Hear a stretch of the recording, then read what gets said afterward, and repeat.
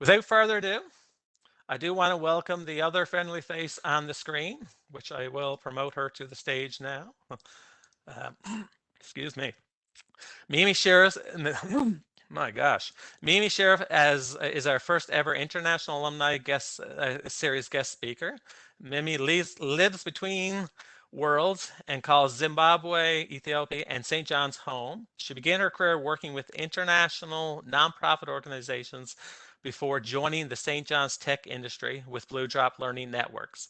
As the Director of Account Management and member of BLNN's leadership team, she manages and grows the government and not-for-profit workforce, training clients across North and South America, as well as the Middle East and North Africa. Certified as a sustainability associate by the International Society of Sustainability Professionals, Mimi is an advocate of socially responsible business operations and leads these community projects at BLN. With a passion for diverse foods, she's also the owner of Gersha, the first caterer of authentic Ethiopian foods in Newfoundland.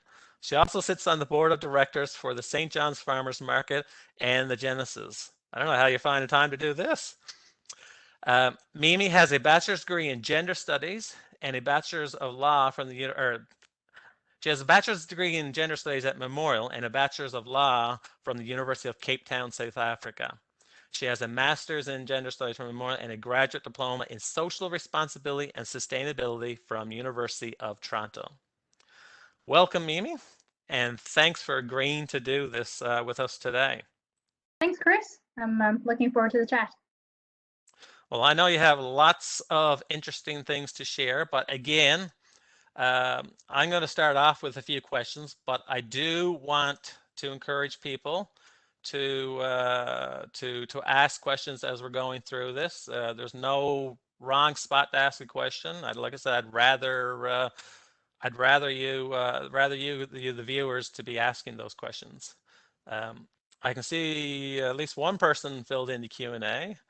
The persons that before I came back home, I was in South Africa, and before that, I worked in Qatar. Wonderful. So, without further ado, I do have a question. I am curious. How did you make the decision to come to Memorial University? I mean, how did you learn about Newfoundland? How did you make the decision that Memorial was the right university for you?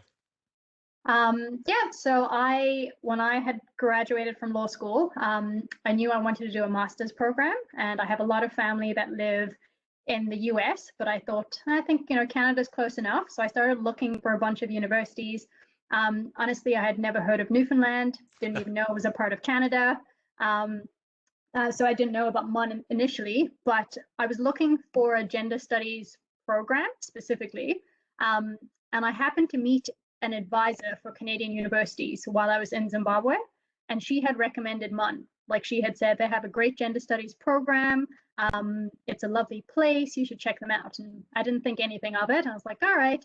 And then I had a cousin who lives in Ethiopia who started doing engineering at MUN, and she just told me, I got accepted to MUN. I'm going to MUN. I was like, what is this MUN place? So I thought 2 people in the space of a week, I should look it up. So I ended up looking it up, did a bunch of research.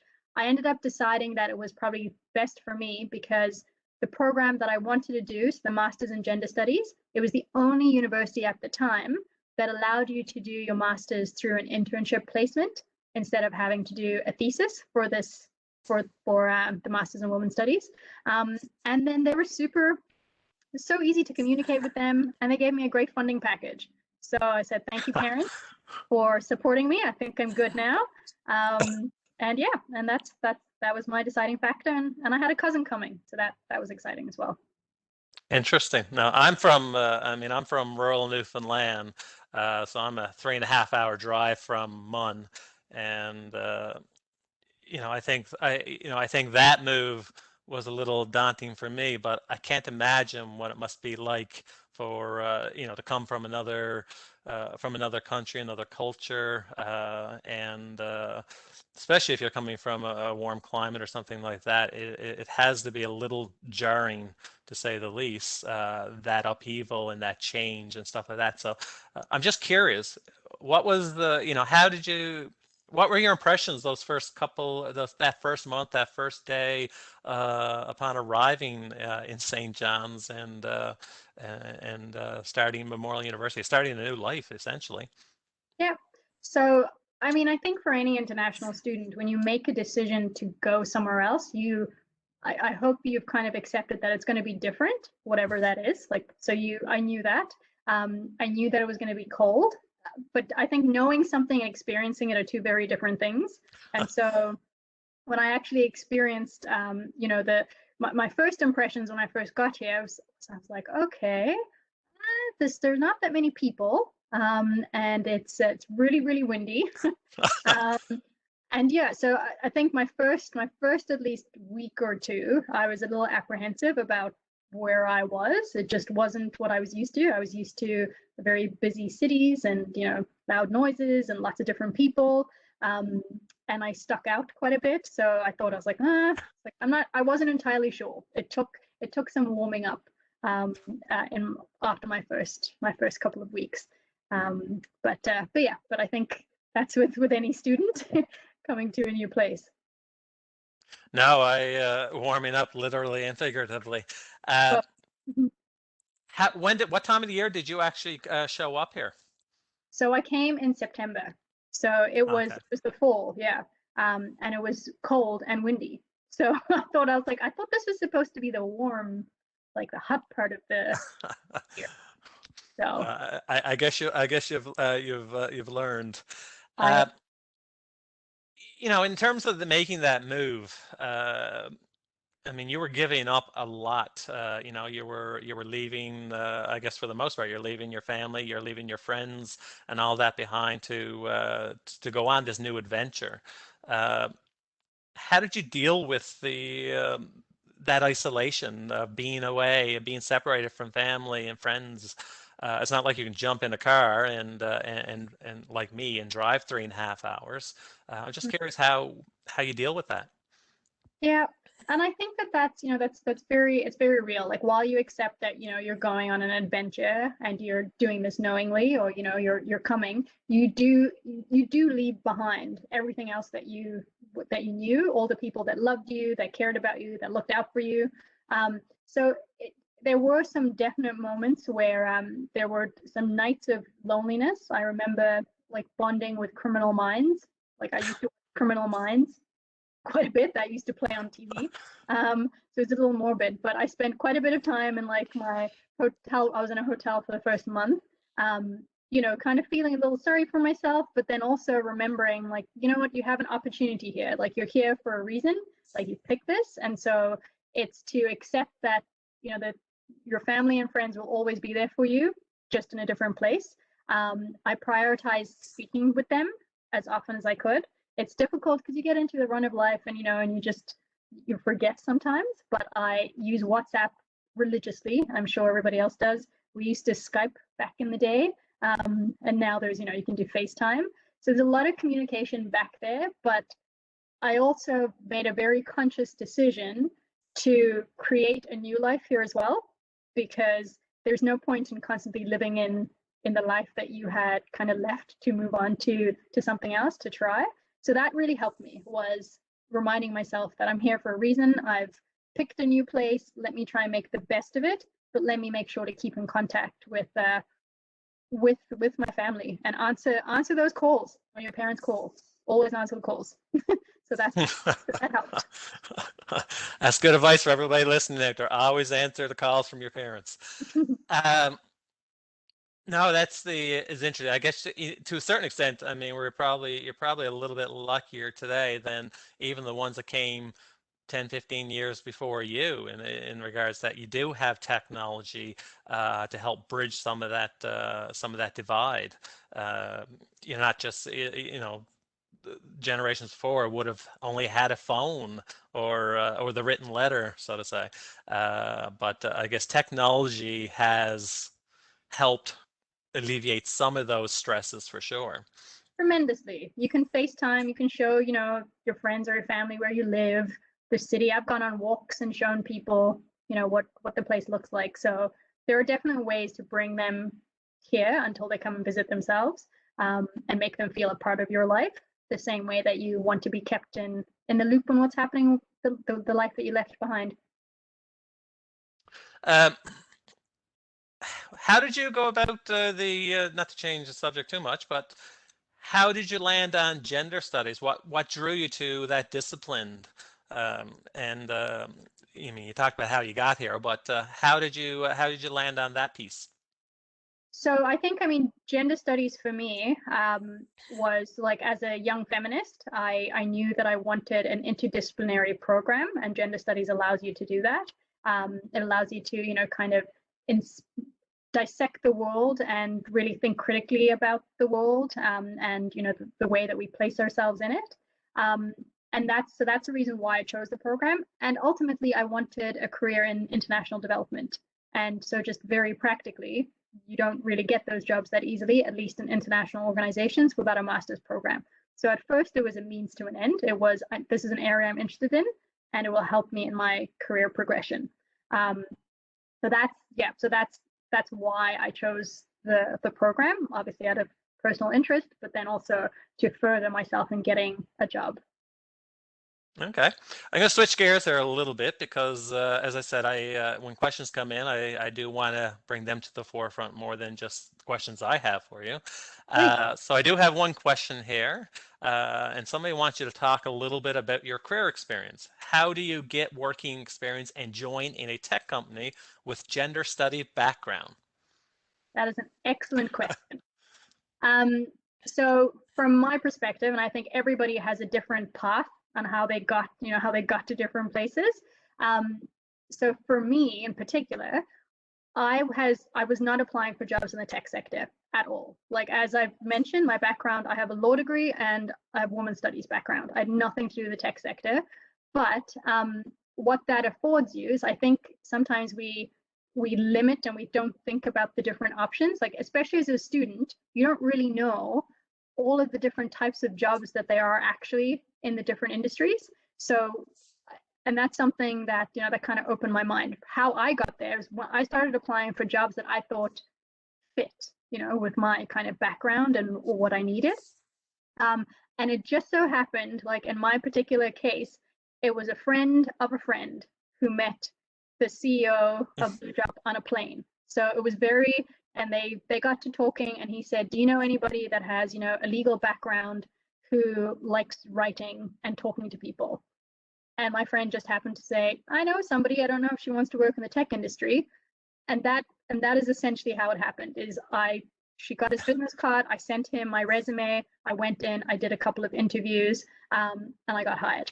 And the thing to remember, I think, about that particular instance is, yes, jobs come in the weirdest ways, and I don't imagine everybody's meeting the CEO on a plane. But it really, once I got in, there's so much that I then learned, because they needed proposal writers.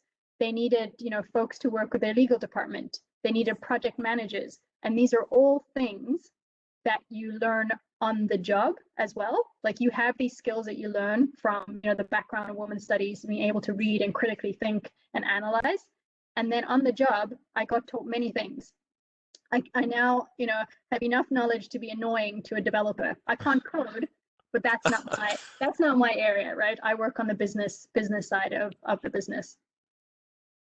Okay, so just to build on that a little bit more, um, what are some things that students, whether you're early on in your studies or a little bit further along in your studies, close to graduation, I guess, what are some things you would suggest that they can do to better ready themselves to make that transition? Yeah.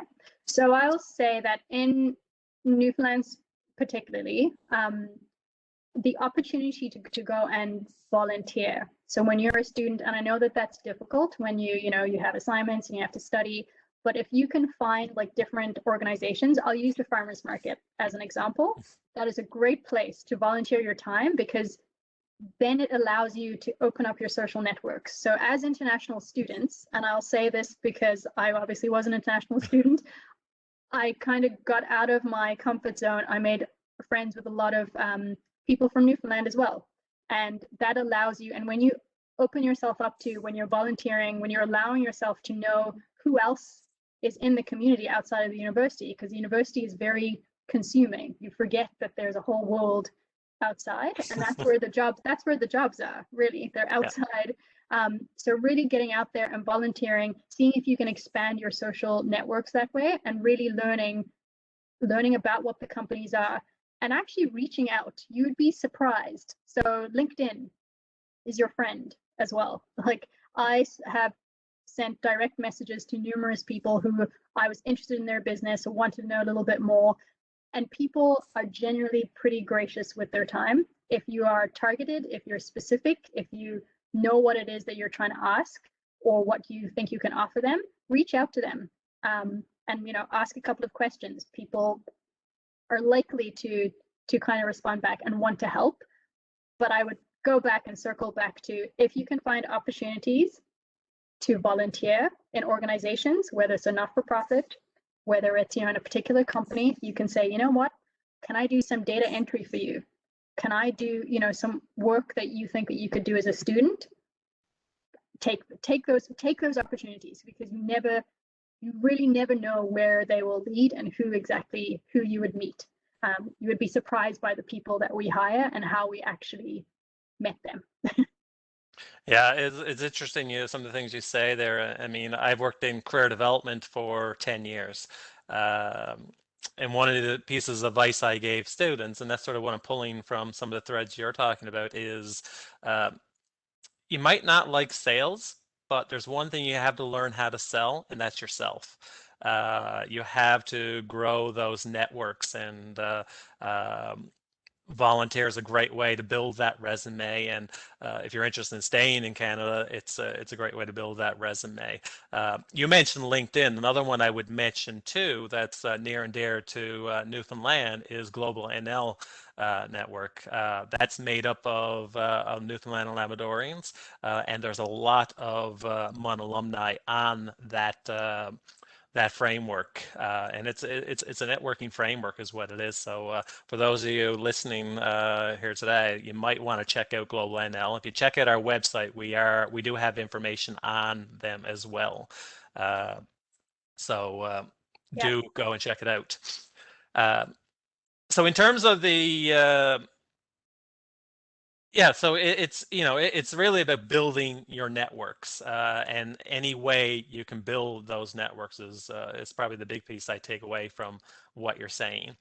It is. And I think sometimes, when people say go and network, it's just this big broad term, and it's like awkward and weird, and you don't want to go and just, go up and talk to somebody. It's just, so I think when we say that, it's difficult, especially as international students. But I think what is in your control is really, when we say networking, it really is like going out and doing every job that you can get to the best of your abilities, even if this is not going to be your life calling, even if this is a stepping stone to something else. You will learn all kinds of lessons from random jobs that you didn't even think about or imagine or know. Like, you would be very surprised. So I think go out there, look for those volunteer opportunities, and do them to the best of your abilities. Yeah. In terms of opportunities too, and I'd also suggest, for students to check out the Career Development Center over on the fourth floor of the University Center.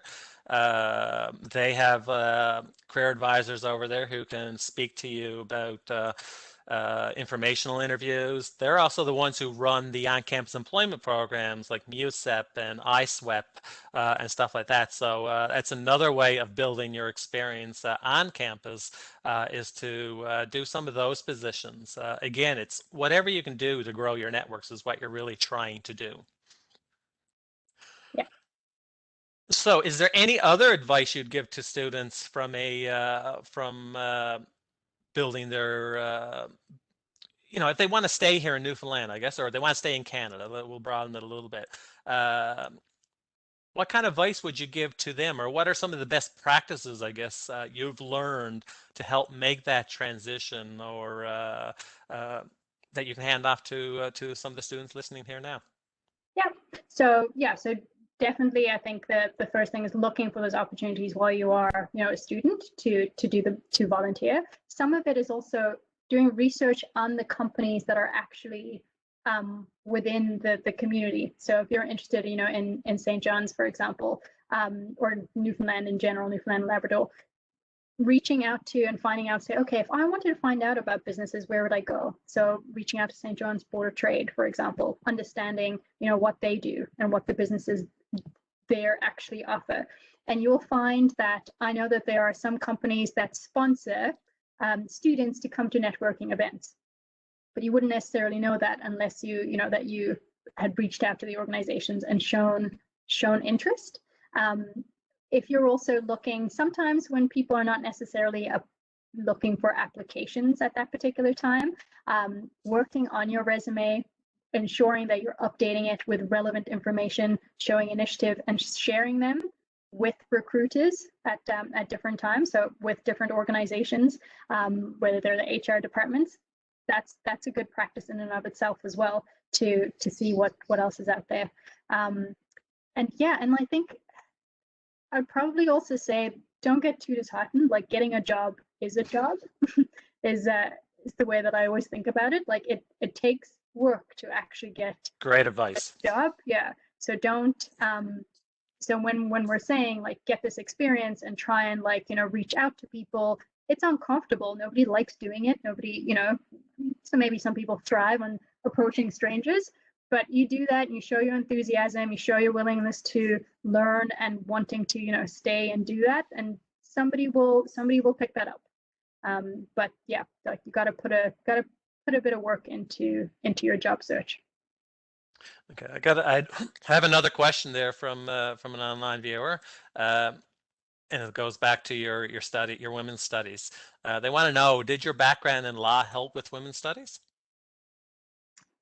I think it definitely, like, so the law degree is very, I think one of the useful things about it, when you don't practice, is that it allows you a base, because all that you're really doing is you are understanding, like, critically thinking about things, being able to consume a lot of information, like allowing you to understand, the what's right and what's wrong, and being able to kind of balance those out morally. And I think those skills are applicable to any industry, regardless of whatever it is that you're doing. So yes, so absolutely. Like, I was not overwhelmed or daunted by the amount of work that I had to do, the volumes that I had to read, what I had to try and think about and write. It allows you to be able to become a better writer, being able to kind of do a law degree, and you need that with a master's, especially in the social sciences. So yes, it definitely did help. As I approached the program. Um, if anybody else has any questions out there, please toss them out to us. Just keeping with that topic, though, what I appreciate about, you have two interesting degrees, yet you're working in a tech firm. So it just goes to show that you don't have to let what you study, your degrees, define what it is you do as a job. It's the skills that you take away from them. So your law degree, your gender study degree didn't really pigeonhole you in any particular field. Uh, No, and I think I'd probably say one of, like, we right now with Bluedrop, we work in workforce development. So that's basically, providing skills training for folks to, get jobs or improve. And one of the things that, I've learned over time and seen even in our own organization is that what employers are looking for sometimes, a lot of the times we're talking about soft skills. And when people say that, it's your ability to communicate, it's your work ethic, it's your, curiosity, it's how you interact with other people.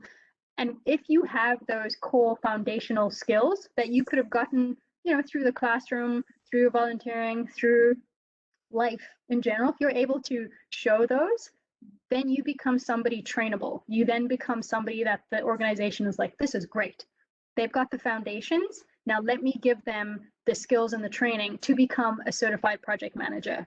Like we have project managers who have backgrounds in political science, an English major, and somebody who's an engineer. So these are all, but they're required, you know? So I think, yeah, I would definitely say it's just, you can be trainable. Make yourself trainable. Give yourself the best ability to have all of those soft skills that employers want and love, and then be able to build off of that. Which means the more engaged you are as a student in different things, whether it's volunteering, paid work, even group projects and stuff like that, the better chance you have on building that network and building those soft skills as you have identified to make those transitions. I have another question here. What surprised you the most about either Newfoundland and or Memorial University? Surprised me the most about Newfoundland. I think maybe at first it was the lack of diversity. That was probably my first shock. So when I said that I used to stick out, like that definitely shocked me in the beginning. Yeah. And then on the flip side of that, the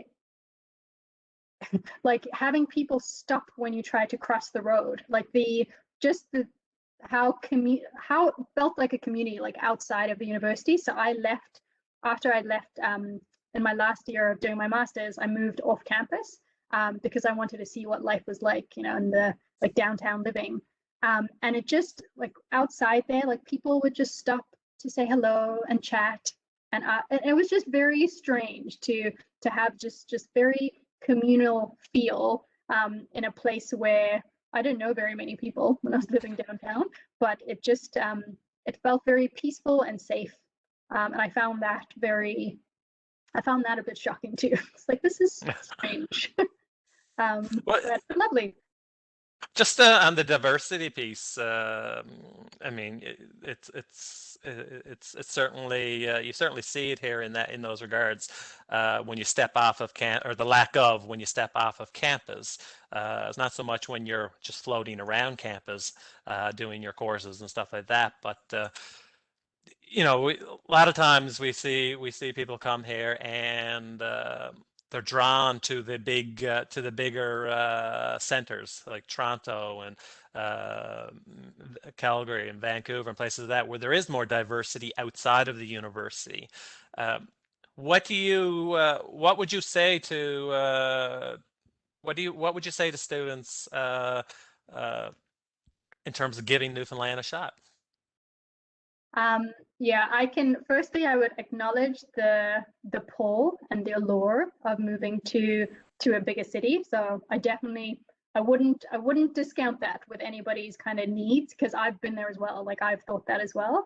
I think one of the things that I've always told anybody who asks me is you cannot compare Newfoundland to Toronto, apples to apples. So if you wanted to do that, if you're like, you know what, I need a huge city, I need, you know, all the people, I need all of those things, you won't necessarily, you know, I need to have 15 different types of spots to get dim sum. You won't find that here yet. So I think that you need to kind of separate them and see the value and the beauty in Newfoundland, but not constantly compare it to Toronto, because it's not Toronto. But what you can find in Newfoundland is you find a place that has so much opportunity. So we're working on, you know, the ability to get more jobs, and obviously that is super important. But if you're somebody who has an idea, who wants to start something, who has, you know, a business idea or what, like there are so many supports and so many people that you could find to actually help you do that. You will not find that easily in a bigger city like Toronto. You can call up at least 2 or 3 people, and within that you will get connections to whoever it is that you need to speak to about this business or this idea or the supports that you have. So I think that's one thing that I would take from that. The nature is beautiful. Like you take that for granted. Like if you want to actually go out there and live there, it's safe. And these are not things that you think about when you're 22, you know, but as you get a little older, maybe you take those and you're like, this is great. And it allows you to add to a city that's looking for that, to a province that's looking for, other people to stay and add and make it, diverse and vibrant. And you have an opportunity to do that, to create a different type of Toronto with a Newfoundland flavor that has its own culture. So I think that's it, you can't compare apples to apples. It's not the same. So you have to find kind of the beauty in Newfoundland in and of itself. Great advice. We talked a little bit about the diversity here, and you talked. I guess the question I'm getting at is, how did the lack of diversity affect you, and how did you overcome it? So, like I said, once you step off campus, it's much more noticeable than it is on campus. Mm-hmm. Even for me, I mean, I came from rural Newfoundland, and from that perspective, diversity was a big eye opener when I first stepped foot on campus.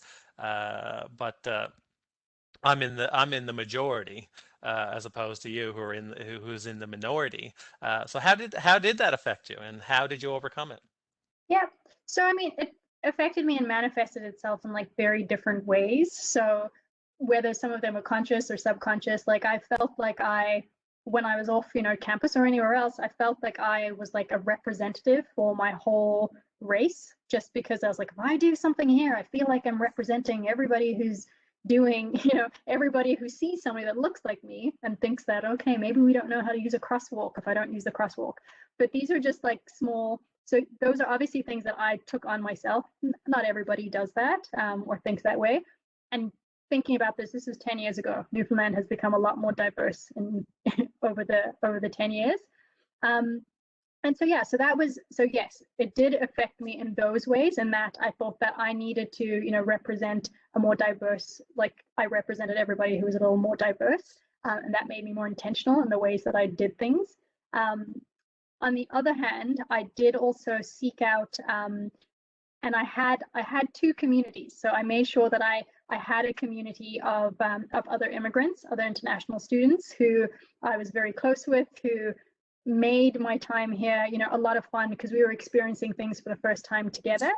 But what I also did, which I'm really grateful that I had done, is I also had a very open kind of mind, and I was very grateful to actually meet Newfoundland friends as well. So Newfoundland is here because without them, I don't think I would have stayed. And so that's like, without them actually taking me under their wing and showing me what Newfoundland culture is and what that life is, what life is like here for them, and realizing that, we have a lot of similarities between us. They're, my people in a sense.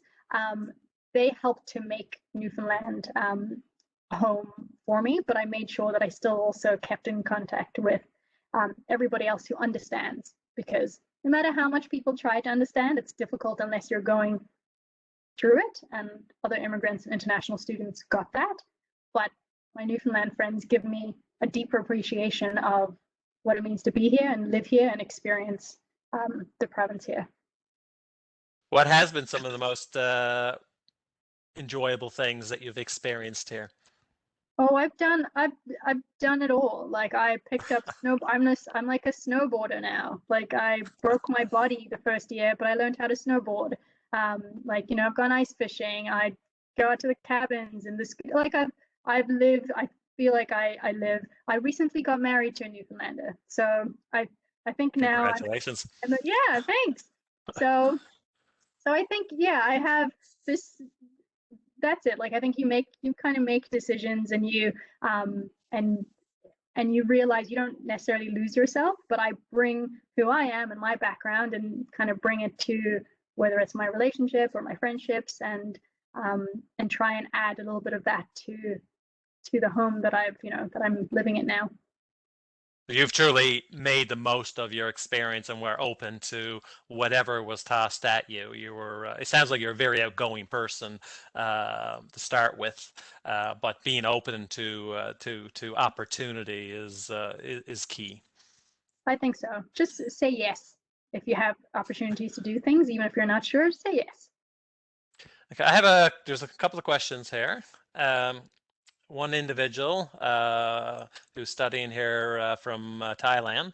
Um is also I'm also on the internship route and wonder if it's hard to find a place to intern in St. John's. So, do you have any advice for this person looking for an intern, I guess? Yeah. So, I mean, in my personal experience, I actually interned in Ethiopia. So I did it. Yeah. So I went internationally to find the internship. But having said that, depending on which program you are in, and depending on what you're hoping to do, I know right now we've just taken on an intern, depending on what program you're doing and what you're looking for. So it's hard to say if it's difficult to get an internship, depending on what your area of study is. And I would reach out broadly, even to organizations that you don't necessarily. I'm not sure what your program of study is, but even if you're like, yeah, maybe this is M- not like my area. MED, Masters of Education. Education. Great. So I guess would your internships be at schools? Is that how? I think that it might be. I think I'd be guessing that. But At the master's level, I think it'd be well, it could be at schools, but I guess that's why they're looking to I yeah, guess they're looking for that guidance. I mean, yeah, to me, it wouldn't have to necessarily be at a school. I know in the undergraduate level it would be, uh, but it's to be open. And just to add to what you said, Mimi, I would say uh, start looking sooner rather than later. Don't wait for for a couple of weeks prior to that internship needing to start. You have to. It goes back to something what Mimi talked about was building your network. So the more people who know that you're aware and in need, uh, the more likelihood you are to secure an intern. yeah. And I think with that as well, like as I was saying, look at different industries as well. Like I know folks who had, I mean, masters in education who were looking at roles to be instructional designers, for example, and those are required in our industry, the tech industry, the learning industry as well. So there could be tech companies looking for folks to help. There could be training companies who offer training, who would very much value somebody with a master's in education. So I think I would encourage you to probably look broader than what you would imagine, and kind of sell the skills that you could bring from education for the internship if they allow you to work in different types of industries. Definitely. Uh, Somebody else is following up on a comment you made, and that comment, I noted that comment as well, but I was going to ask a question, but they beat me to it. Right. You talked about you being a representative for, for diversity, for a minority group, so to say. Did feeling like you were a representative for a larger group of people put more pressure on you? Oh, absolutely. Like I mean, the small example that that it did. So I think I would say yes, it did. And it just manifested itself in different ways. So I don't know that I necessarily changed the way that I did things, but I was very mindful of the things that I was doing. And I took it as an opportunity at some point, where I was like, you know what, I can use this as an opportunity to kind of show the different ways that I would do something or teach somebody about a particular place. It gets tiring sometimes, but yes, it definitely did, and it wore off over time. I've been here now for 10 and a half years. I still feel like that sometimes, but at other times you're just like, I'm just me. I'm just representing myself. It's okay. you can take that off. Nobody's putting that burden on you except for yourself. So yeah, I would tell you to take it on and off as you feel. Nobody's expecting it from you. Yeah.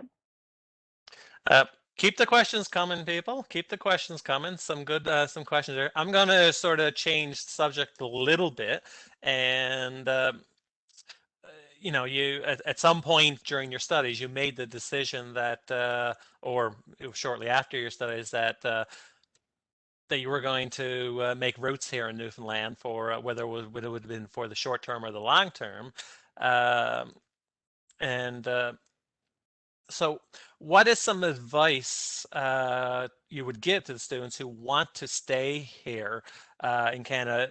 You know, even from the dealing with the immigration processes, I guess, to get your resident status to be here. Hmm. So, and I can talk from my experience, knowing that maybe some of it has changed over time. But I think, I mean, for me and staying, I was actually, when I graduated, it wasn't an automatic choice to stay. So I won't tell you all that I graduated and I was like, this is amazing, I'm going to stay here forever, because I actually had started looking for jobs back home. So I had actually started looking for jobs in Ethiopia. I had got a job there. I wanted to go back to Africa. Like that's where my head was at.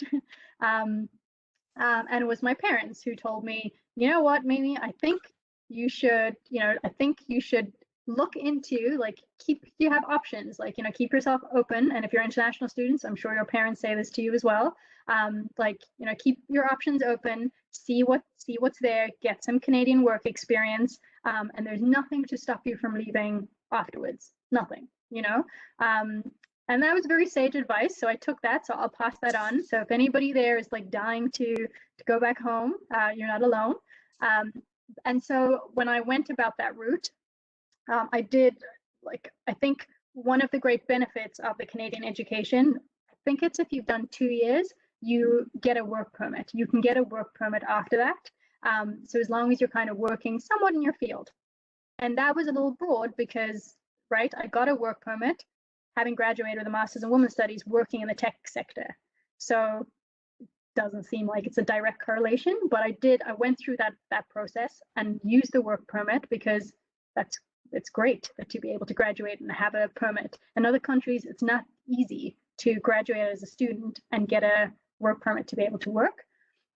So I did that. And it just, I think I took that leap of faith. And then after that, made sure to follow through. I chatted with the ANC a bit at some point to give me guidance. I used to rely quite a bit on, back then it was called the ISA, International Students Advising. I think now it's the Internationalization Office. I relied on the advisors there to really help me understand what my requirements were if I was to stay longer. And then, yes, I followed that process. I started off as, work permit. Once that was done, I made sure to switch over and start applying for my permanent residence. And I went from there based on my parents' advice to keep your So, options. how long of a process was that, would you say, from start to finish, in the sense of when you decided to actually getting that final piece of paper? So that, when I started the process, I think from graduating as a student to becoming a permanent resident, that took about 5 years. 5 or 6 years. I think that was the process, and it changed anyway, depending on government rules and regulations. So when there's elections, even though you're like, I'm not Canadian, I can't vote, the policies that come and change affect how long you need to be here to get permanent residency and citizenship. So I'd keep abreast of that, because different governments bring in different changes. And for me, it was beneficial because the requirements went down from, I think they used to be 5 or 6 years, to having to be in here for 4 years before you could become a permanent resident. So Yeah, they are always changing, and it's ANC, which is the Association for New Canadians. Anybody who doesn't know what that means, and the Internationalization Office would be two good resources to have conversations with if you are interested in going that route. I'm just curious, what as a student and as a young professional, what are some things you do what are some organizations or associations or whatever that you were involved with or tried to get involved with, both as a student and as a young professional? Well, when I was a student, I sat on the graduate student, the GSU, Graduate Student Union. So that was a great experience to be able to understand what other, students and faculties, what their issues were as a graduate student. So I was very much involved with them. And then that was, I mean, as a grad student, that was the extent of the I guess the engagement within the campus itself. But then outside of campus as well, like I joined the Oxfam. So if anybody's familiar with Oxfam, they're an international not-for-profit. So I joined their local board and planning organization. That helped me a lot to kind of see what else was happening within the province. I also then got very involved with the St. John's Farmers Market, and I say that because it does have a very diverse population, and I felt very comfortable there. I was like, this is amazing. There's so many people from different places. They had great food. I'm biased because I'm a vendor there now. I ended up selling Ethiopian food at the farmers market. So that was one of the things that I was mentioning. If there's something in you that you're like, why? I used to say for 6 years, I was like, why doesn't somebody start an Ethiopian restaurant? I won't. And eventually I said, you know what, I'll just do it myself. And so the farmers market was another organization. Your question is about different organizations. So that's who I got involved with when I started, was Oxfam, from like the community perspective, and then the St. John's Farmers Market as well. Great. So if anybody has a craving for Ethiopian food, you now know where you may be able to get some, and you'll get to meet Mimi in person. I have a question here from Samuel. He's a MUN alumni as well, and he says, I've had a bit of a challenge with the accent. I'm an excellent English speaker, but I get a hard time being understood and understanding others. Did you experience this, and how did you overcome it? Great question. That is a great question. Which is interesting because I mean there's accents everywhere. When I first moved here, I had a hard time understanding the Newfoundland accent. Like it really required me to kind of slow down and kind of think through the words. From my personal experience, I think just because of where I grew up, I didn't really have that particular challenge. In terms of being, my English being understood. I understood it from the other way around, right? Like me having a little bit more difficulty understanding. And I think that I'd say that there's nothing wrong with your English. Like we all come from different places and we all have different accents, and that, kind of comes with us wherever we go. And when you say you're having a challenge, is it more like folks understanding what you're saying? Or, and I think that definitely is a challenge, but I'm not, No, I can see it being both ways. A challenge, us sometimes us Newfoundlanders understanding accents, but at the same time, a challenge for for students coming from away understanding our accents. So it's a little bit of a double-edged sword, so to say. Yeah, definitely. Like a comment here from Andrea says, my husband is a South African and I'm a Newfoundlander. We constantly misunderstand each other with the two different accents. So it's not uncommon. No, it isn't. And I think you both kind of work through that. And there's even the dialect. We ended up getting a Newfoundland dictionary because every time my partner would say something, I was like, that's not even a word. And so we now have a Newfoundland dictionary where you'd look it up and explain the words. So I think that's part and parcel of a different. Yeah. So we're coming up on the hour. So I have one final question for you. If there's three pieces of advice your current self could give to your younger self, what would that be? My younger self. I think that I would say, And you're still young now, so. yeah, no, not that young. I would tell myself to, to embrace fully the difference that you bring to this province. You might not look the same, you might not have many other people that are like you, but don't necessarily try to conform. So I think that's one thing that I would say is you're unique and you own that uniqueness in whichever way it is. So go forth. So I would say that. I would also tell myself, what should I tell my younger self? At first, I'm like, what should I have told myself differently? I probably would have also told myself to maybe get a credit card sooner. I pushed back against that for the longest time because I didn't understand the point of a credit card. I didn't ever have one growing up, and so it took me a while to build up a credit history, which I realized that I needed as an adult. So I probably would have told myself, which is silly to say, get a credit card, but get one and use it responsibly is what I had learned. And then also I think it would be to tell myself to do. I think I would probably also remind. Oh, go for it, Chris. No, I was going to say, I was going to let you off the hook and say, I think you've done well. Wow, I don't. Yeah, who knows? It's probably many things. Might not be appropriate for this audience. The things I tell myself differently. No. Well, I am going to, Mimi was nice enough to, at some point, she wrote a document. It's called "Things I Wish They Told Me."